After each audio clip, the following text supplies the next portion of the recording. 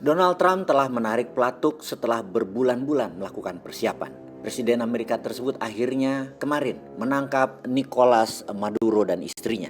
Mereka dijemput dari Caracas yang merupakan ibu kota Venezuela. Mereka akan diadili di Amerika. Ini adalah serangan yang mengirim gelombang kejut ke sebuah negara di Amerika Latin. Serangan yang cepat namun intens, semacam operasi smash and grab atau serbu dan tangkap.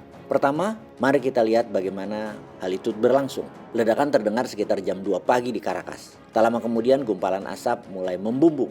Dua target utama dihantam di ibu kota Venezuela. Satu adalah La Carlota yang merupakan lapangan terbang, yang lainnya adalah Fuerte Tiuna yang merupakan pangkalan militer utama di kota tersebut. Lokasi berikutnya juga terkena dampak seperti parlemen Venezuela, istana kepresidenan, pangkalan terdekat dengan jet F-16 dan bandara Mauqueta. Setelah serangan ini, sebagian wilayah Caracas gelap gulita.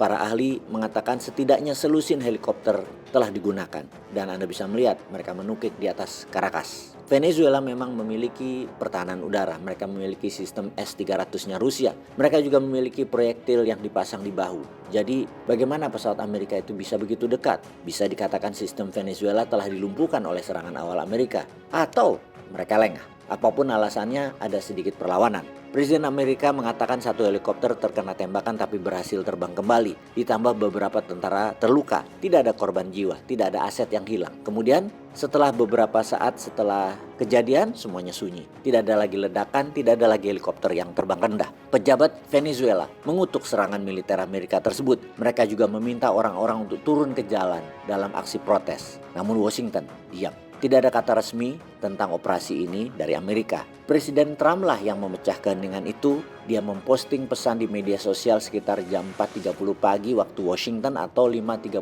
pagi waktu Caracas. Jadi sekitar 3,5 jam setelah ledakan. Dan inilah yang ditulis Trump. Amerika telah berhasil melakukan serangan skala besar terhadap Venezuela dan pemimpinnya Presiden Nicolas Maduro bersama sang istri. Mereka ditangkap dan diterbangkan keluar dari negara tersebut. Operasi ini dilakukan bersama dengan penegak hukum Amerika. Jadi Amerika menangkap Maduro dan istrinya dan menerbangkannya keluar dari Venezuela di tengah malam. Laporan mengatakan Trump memberi lampu hijau untuk operasi ini beberapa hari yang lalu. Pertama, dia meminta CIA untuk menemukan lokasi Maduro. Biasanya presiden akan tinggal di istananya, tapi di tengah ketegangan yang meningkat, Maduro tidak tinggal di istana. Mungkin dia ingin membuat Amerika terus menebak-nebak. Trump mengatakan Maduro ditangkap dari sebuah gedung. Tidak dijelaskan apa tempat itu dan lokasinya. Apapun itu, Amerika menemukan di mana dia berada. Setelah Maduro ditemukan, Angkatan Darat Amerika turun tangan, khususnya Delta Force. Ini adalah sayap elit militer Amerika. Mereka berspesialisasinya adalah untuk operasi rahasia beresiko tinggi.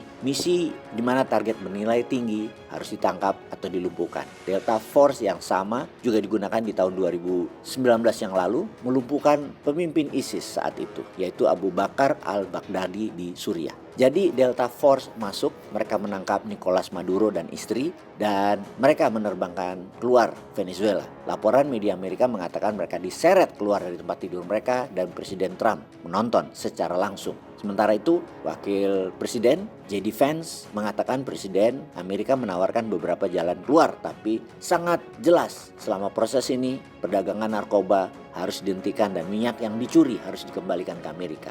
Dan ini cukup menarik. J.D. Vance mengatakan dua tujuan misi Amerika. Pertama adalah mengakhiri perdagangan narkoba, yang kedua adalah mengembalikan apa yang disebut minyak curian. Apakah penangkapan Maduro memastikan kedua tujuan itu tercapai? Dan jika tidak, apa yang dilakukan Washington berikutnya? Ini adalah pertanyaan besar yang harus diperhatikan. Sementara itu, yang kita ketahui, ini bukan serangan skala besar seperti yang diklaim Trump. Hanya serangan terarah dan terbatas. Ilegal, yang sudah digodok sejak lama. Maduro telah didakwa oleh pengadilan Amerika pada tahun 2020. Dia menghadapi tuduhan narkoterorisme, terorisme narkoba. Dan pada tahun 2025, Trump mulai membangun kekuatan militer khusus ke Venezuela. Lebih banyak kapal perang dan pesawat tempur Amerika dipindahkan ke Karibia. Kemudian pada bulan September, aksi dimulai. Amerika menyerang apa yang disebut kapal narkoba di wilayah tersebut. Ada lebih dari 300 serangan dan lebih dari 100 kematian. Dan di tengah-tengah serangan itu, Amerika mencoba menangkap Nicolas Maduro. Sekali, mereka mencoba menyuap pilotnya. Ini terjadi di bulan Oktober. Amerika mencoba menyuap pilot Maduro.